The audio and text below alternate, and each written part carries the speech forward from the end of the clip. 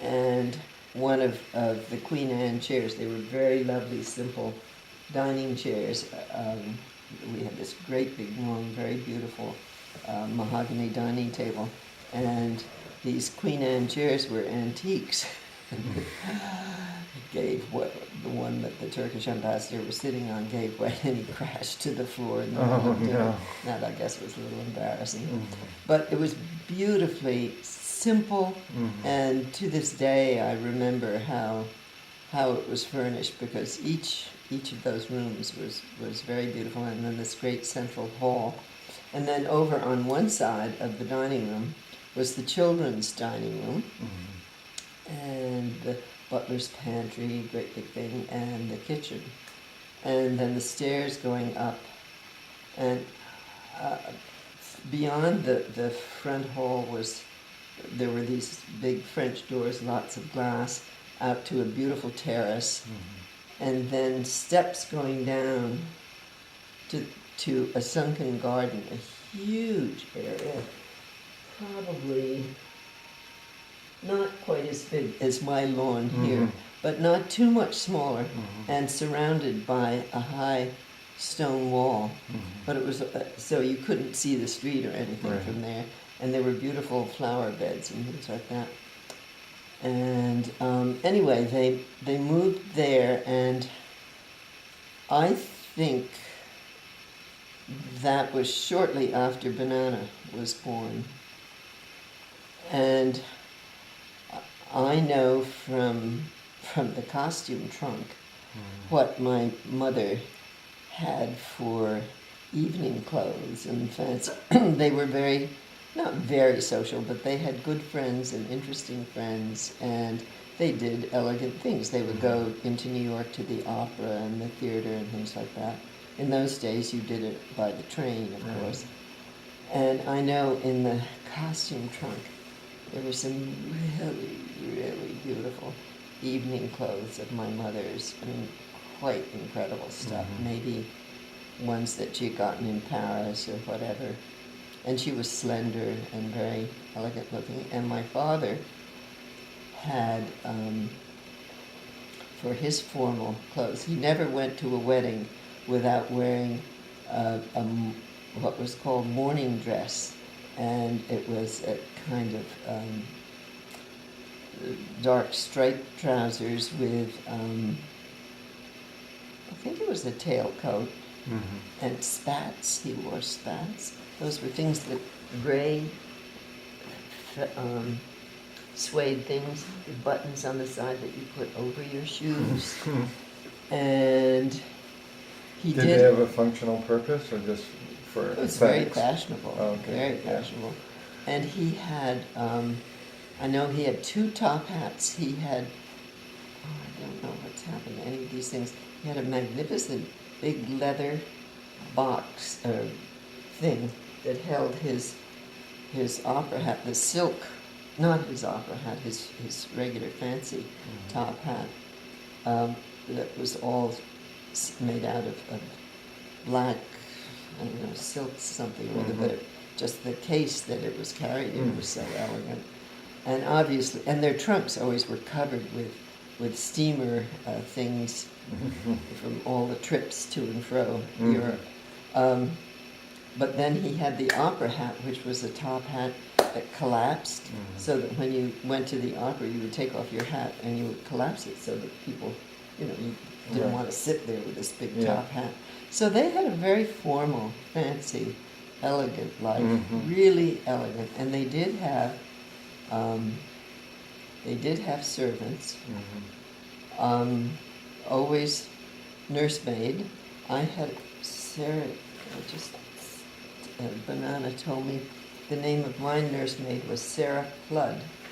And I do remember Mother talking about Sarah Flood holding me when I was a baby up on the landing. We went up the stairs from the front hall. They were quite grand. And there was a landing, again with French doors, and Sarah Flood would hold me in her arms, looking at the moon, and she'd say, "Don't be afraid of the moon." She was Irish. "Don't be afraid of the moon, don't be afraid." And of course, I was a little baby, it made me terrified. I didn't think there was any reason to be afraid of it, but she really ingrained that in my mind. And a few other stories about that. Mother, I remember when I was growing up and at school being very proud of the fact that I was the only one of all the friends that I had who ever had been nursed. Because by that time, that was something that only peasant women did. And so all my friends were milk bottled. And my mother described running up and down the hall upstairs, waiting, because she'd been told that you only feed a child every 4 hours. And and I would be very, very hungry because I was this monster child. And she would be just running up and down, waiting for 4 hours so that she could go and nurse me while I was probably howling my head off. Who knows? Anyway, they had a very comfortable, very fashionable, very interesting life. And then the crash came, and so that was about when I was probably around 2, is around 1930 is probably where the crash was in 28 or 29, and then by the time everything fell apart was probably around 1930, because I do remember, and I had, after I was born, they also living in France, and in fact they said my first words were in French. And I do remember, I think Banana has some of the old photographs that show me as a little baby on the beach in France with Uncle John and Banana and so forth. What was I going to say? After the crash. I must have been 2. Well, I do remember, the one thing that I remember that everybody always said, no, I couldn't possibly remember, was being pushed in a stroller by a nursemaid on wet slates and looking at pigeons and looking over there and seeing this great sort of indoor bridge. And my family always said, no, you can't possibly remember that. But it was the Bridge of Sighs in Venice. Oh my goodness. So I was probably no more than 2 years old. But that's a very vivid, it was a sunny morning. I remember the sun shining. It had rained on the slates there. And boy, it was I guess it was when Dad and I were living in Italy, when I walked right around that corner. It's right behind, it was off San Marco Square, right by the cathedral. Yeah. And then the Bridge of Sighs goes there, and wow, I knew I'd been there before. Anyway, where are we? Oh, and then Banana was talking about, she was saying that,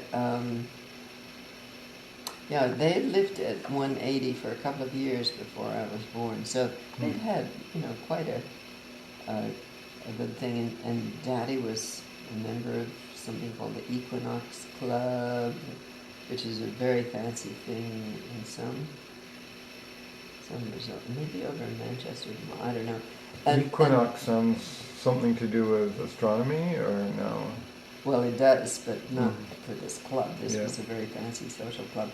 And then I do remember, and I think Banana probably still has them, the pictures of Mother and Daddy ice dancing when they lived in Spring Lake in New Jersey, when Uncle John was just a little boy. There's some adorable pictures of him as a little guy. And I did have, for many years, a precious little Santa Claus that we would put on our Christmas tree that it appears in one of those pictures. I don't know if that got broken in our family or if somebody has it or not, but but so that they had this very